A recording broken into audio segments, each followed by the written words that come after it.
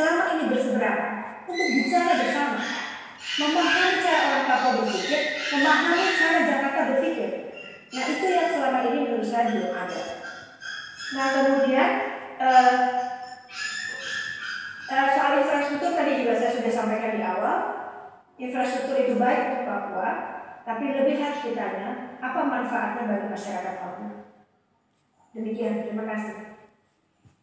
Terima kasih. Masih ada dua lagi. Tadi ada kesepakatan politik tentang simbol-simbol negara Republik Indonesia. Saya ingin tahu dari ahli, Papua itu kan 1969 baru, sedangkan yang simbol-simbol kesepakatan itu kan sebelum ke 1945. Pertanyaan saya begini, apakah orang Papua yang tidak terlibat dalam simbol-simbol ini bisa dikatakan paksakan orang Papua harus mengakui simbol-simbol ini? Terima kasih. Harus dilihat dari berbagai perspektif. Kalau dalam situasi damai, simbol ini tidak akan jadi persoalan. Karena di banyak daerah di Indonesia juga punya simbol-simbol daerah. Tetapi karena ini isunya isu Papua dan politis, simbol itu menjadi penanda bahwa ada gerakan politik yang ingin memerdekakan diri. Itu bedanya dengan simbol-simbol yang lain. Nah, orang yang tidak mengakui simbol itu, menurut saya sah saja. Karena tidak juga semua orang Papua harus mengakui simbol itu. Tetapi yang mengakui atau menerima simbol itu, bagi saya itu adalah pernyataan tentang identitas, pernyataan tentang eksistensi, bahwa orang Papua juga mau diakui. Kalau tidak ada simbol, kemudian kita mau melihat apa? Tetapi orang yang tidak mau mengakui simbol itu, menurut saya tidak ada masalah. Itu juga kebebasan. Karena tadi saya bilang pembelahan di Papua sudah terjadi. Ada yang pro Indonesia, ada yang pro merdeka, ada yang pro Belanda. Jadi di dalam sistem demokrasi menurut saya sah-sah saja orang tidak sepakat dengan satu simbol. Kalau terjadi pemaksaan, menurut saya itu kesalahan ada pada kelompok-kelompok ideologis pro merdeka yang memaksakan kehendak. Padahal dalam sebuah perjuangan justru diperlukan kesatuan, simbol penanda identitas dan gerakan politik untuk satu agenda yang sama. Demikian penjelasan dari saya. Ada terakhir. Ya. Ahli sebagai dosen untuk mengajar hubungan internasional ya. Betul. Saya mau ingin bertanya, contoh organisasi ULWP dengan Indonesia kan di meja MSG itu sama-sama legal hukum di MSG. Indonesia sebagai asosiasi, ULWP sebagai observer. Saya mau ingin bertanya, artinya di MSG itu legal ULWP, tapi di Papua dibilang tidak separatis dan tidak ilegal. Artinya ini ada dua sisi yang berbeda. Di sisi lain Indonesia dan ULWP diakui dan legal, tapi di Papua dibilang ilegal dan separatis. Menurut ahli seperti apa? Ya. Baik, begini saya ingin sampaikan. Pemerintah Indonesia sudah menegaskan bahwa isu Papua itu adalah isu domestik. Jadi ketika UNWP menyatakan diri di satu forum di MSC dalam hal ini sebagai observer, itu sama saja ada dua negara, ada satu entitas dalam dua bentuk di dalam forum itu. Dan bagi pemerintah Indonesia, karena negara Indonesia itu punya kedaulatan politik penuh, itu tidak bisa diterima. Gitu cara membacanya. Bahwa itu adalah representasi perjuangan Papua ya. Tapi bagi pemerintah Indonesia itu adalah pembangkangan. Jadi itu kemudian membuat pemerintah Indonesia selalu berusaha untuk UNWP tidak dijadikan anggota MSG. Sekarang posisi masih observer ya. Jadi seperti itu melihatnya. Sebenarnya strategi itu dilakukan supaya tidak terlalu banyak campur luar negeri terhadap penyelesaian isu Papua. Tapi karena YLMWP sudah terlanjur membawa itu ke MSG, pemerintah harus melakukan cara memberhentikan internasionalisasi Papua dengan mengatakan itu. Ini adalah isu domestik dan YLMWP itu tidak sah. Begitu. Jadi cara melihatnya seperti itu. Itu kembali menunjukkan perbedaan cara melihat persoalan Papua. YLMWP memperjuangkan hak politik, hak merdeka bagi pemerintah. Itu bukan caranya memperjuangkan keluar. Caranya adalah berjuang di dalam. Itu cara pemerintah melihat persoalan. Oke, kalau begitu kenapa pemerintah Indonesia tidak mau menjawab tuntutan penyelesaian pelanggaran hak politik supaya ULLB tidak keluar bicara? Yang saya pahami, yang selalu diintegrasi itu diasumsikan nanti ujungnya akan minta referendum dan merdeka. Mengerti ya? Nah, untuk menghindari resiko politik itu, pemerintah lebih baik tidak usah buka. Itu yang saya baca. Kalau saya sebagai akademisi, buat saya semua bisa didiskusikan secara akademik. Karena kita butuh pembuktian, kita butuh masukan, kita butuh diskusi. Tapi bagi pemerintah tidak bisa. Itu kemudian menjadi sangat sulit ketika bicara soal hak-hak politik, apalagi terkait dengan PPRA, terkait dengan referendum, gitu. Itu yang saya baca. Jadi bagi pemerintah Indonesia, isu yang sangat penting bagi Papua, ini soal hak-hak politik di masa lalu yang dianggap terjadi, justru itu menjadi sangat sensitif bagi pemerintah kalau itu dibuka. Di sini terus terjadi perbedaan yang sangat tajam. Berarti bukan segelintir orang Papua yang mau merdeka begitu. Kalau Indonesia takut. Dalam pandangan pemerintah, kalau dibuka dan ternyata Papua merdeka, pemerintah tidak bisa terima itu. Kesalahan di masa ketika melakukan referendum di Timor Leste itu menjadi pelajaran penting bagi pemerintah. Pemerintah tidak akan melakukan itu lagi. Kalau dialog itu berbeda.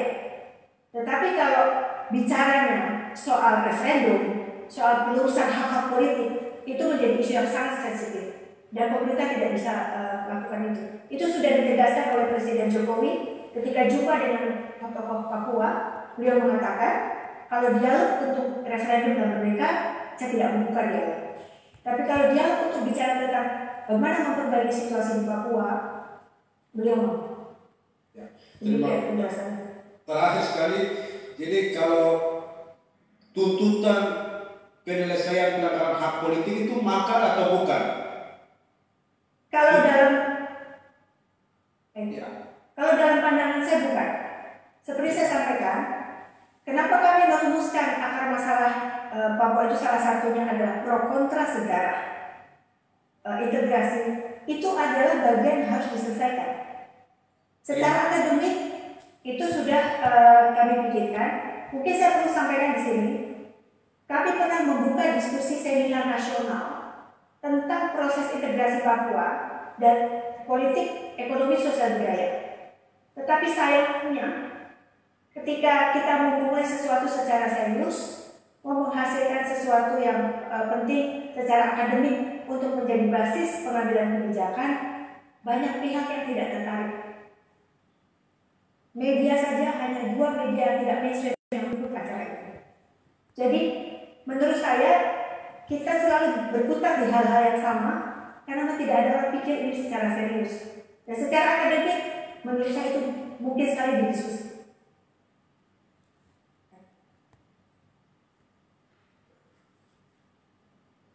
Terima kasih. Intinya bahwa tuntutan penyelesaian pelanggaran hak politik itu kan bukan makar. Bukan. Ya, terima kasih hari ini. Terdakwa Irfan Sukamagin ada?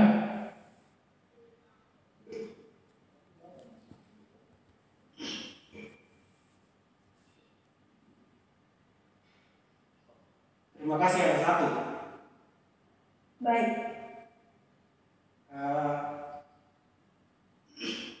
Ibu ahli, kita lihat dari kasus rasisme yang terjadi di Surabaya, terus yang kami Papua yang sempat demo di Papua, lalu ini kan kita demo ini jelas agendanya, demo damai. Terus kasus yang awalnya itu penghinaan. Apakah fisiologi manusia jika orang dikatakan monyet itu bagaimana? Seperti bagaimana? Ahli minta penjelasan. Baik. Dalam suasana normal, kalau juga hubungan satu sama lain itu dekat dan saling percaya, kata-kata yang kadang-kadang kasar atau menghina itu bisa menjadi sesuatu yang lucu. Tapi ini konteksnya berbeda. Ketika ini diucapkan dan ditujukan kepada orang Papua yang seperti tadi saya bilang masih mengalami begitu banyak persoalan, ini menjadi isu yang berbeda. Ini yang kemudian mendorong solidaritas Papua yang mempunyai identitas yang sama merasa terusik dan marah dengan ucapan-ucapan yang sangat tidak manusiawi. Begitu ya cara melihatnya. Ketika situasi saling percaya, kita bercanda, tidak ada yang tersinggung.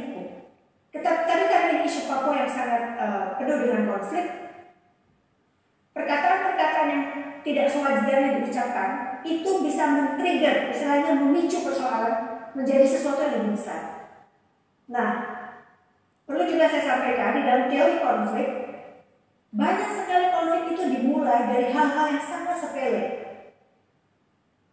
Makanya kemudian ketika misalnya saya punya pengalaman menulis rekomendasi kepada pemerintah, dan saya tahu bagaimana pemerintah memandang isu ini sangat berbeda, saya menggunakan kata-kata yang bisa menggugah pemerintah untuk paham dan mau melakukan seperti apa yang seharusnya dilakukan.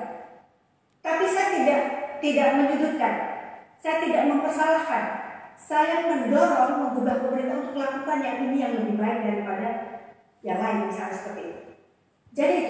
Jadi kata-kata yang diucapkan secara verbal di dalam situasi yang konflik, yang saling tidak percaya, bahkan penuh kecurigaan, itu menjadi pemicu untuk memunculkan persoalan yang lebih besar, kemudian dibumbui dengan begitu banyaknya persoalan-persoalan yang lalu yang tidak selesai secara terakumulasi. Makanya kemudian kejadiannya seperti sekarang. Terima kasih. Cukup yang mulia. Semua jadi tidak ada lagi yang mau ditanyakan. Kami mengucapkan terima kasih atas pendapatnya ahli. Saya kira cukup bisa meninggalkan persidangan. Terima kasih yang mulia. Mohon maaf tidak ada yang tidak. Selamat malam. Malam.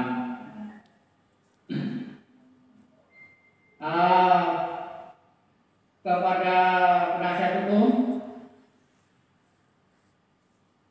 ahli sudah semuanya 3. Yang satu belum. Ada cak juga, ya. Irwanus masih ada 1 ya. Enggak, untuk yang tabuni berarti sudah selesai. Tidak ada lagi.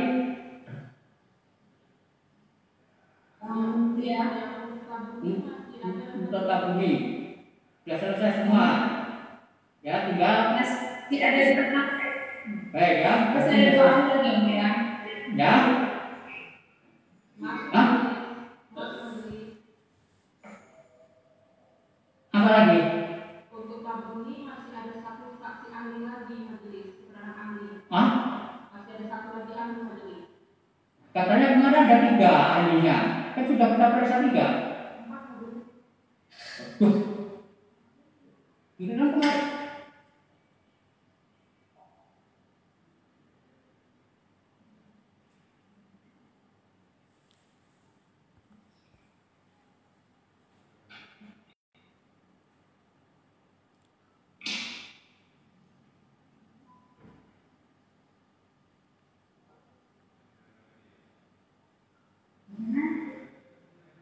Atau udah jelas ya? Iya, kalau yang mulia, untuk Pak Herlambang itu Irwanus belum. Tapi masih punya dua saksi lagi, yang satu aliran resminya dari orang Papua dan yang satu masih yang berdomisili di Wuhan.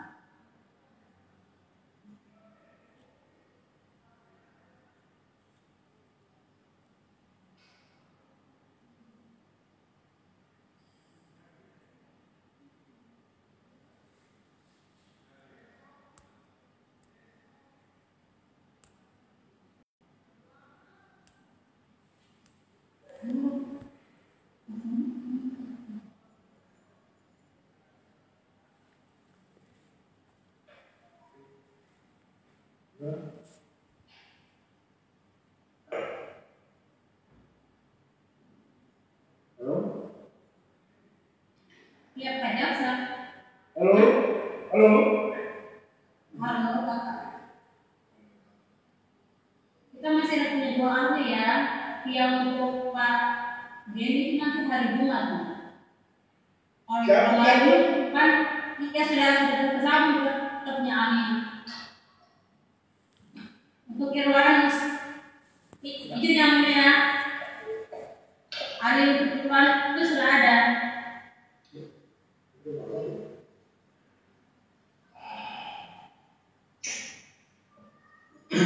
Ya, sudah bergabung ini Pak Herlambang yang mulia untuk Irwanus kali ini.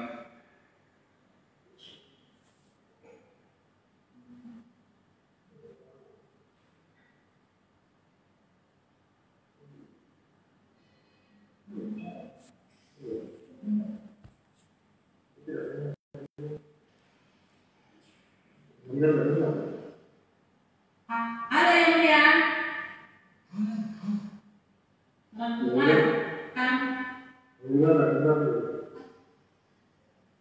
Saya sudah siap. Dan dia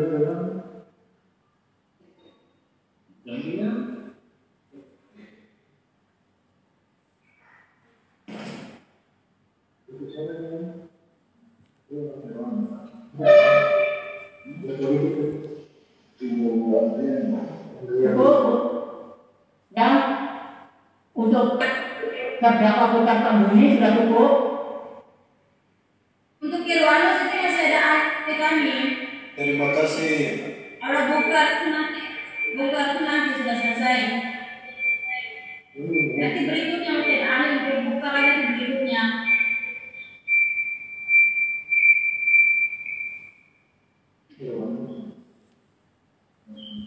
Hakim yang mulia, boleh saya tinggalkan meja sidang? Kursi sidang.